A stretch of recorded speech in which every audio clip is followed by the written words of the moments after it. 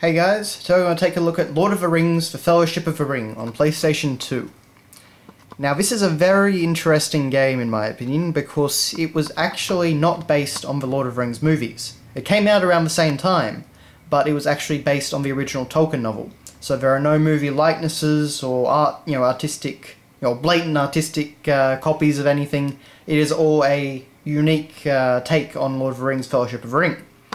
And it's a questionable game. Some of it isn't too bad, some of it actually is rather interesting, but other parts of the game, like I think the Mines of Moria from memory, were particularly enjoyable. It was a bit too dark, but anyway, so it was a hit and miss game, but you know, as a Lord of the Rings fan, it's a very interesting piece to look at.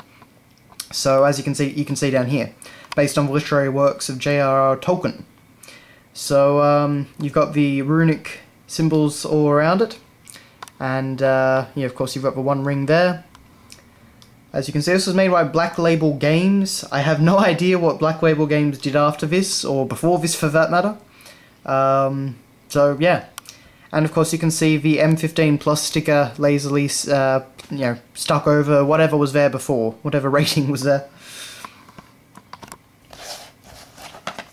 On the side, pretty standard for Lord of the Rings: The Fellowship of the Ring, which is a rather long title to actually fit on the side of the game box.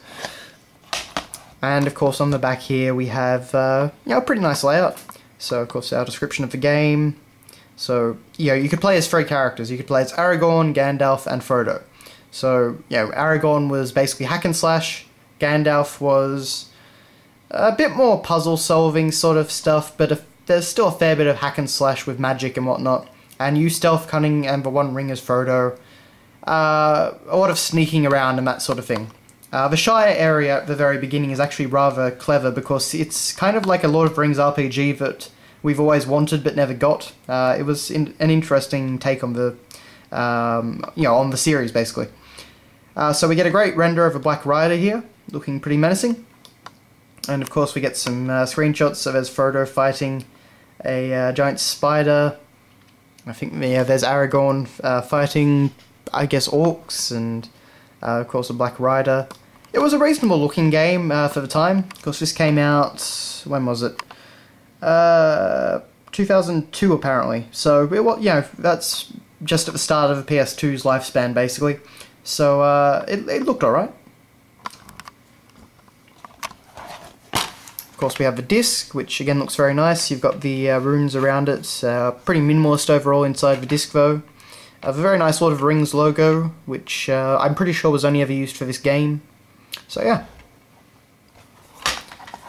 And of course we have a manual. So it's the same as the front cover on the front. Unfortunately it is a black and white manual, pretty standard. We do get some screenshots. As you can see there, all the different characters, no particular likenesses there. Usually it goes through all the different moves and combat stuff and sword and weapon upgrades and etc, etc. But not a hugely interesting manual, just your pretty basic stuff. And then on the back, for one reason or another, you actually have an ad for Spyro Enter the Dragonfly. Which I don't believe was a particularly good game. I think that might have been the beginning of the end for Spyro, but I may be wrong, I only really played Spyro on the PS1. But yeah. Anyway, so that has been your look at Lord of the Rings: The Fellowship of the Ring on the PS2.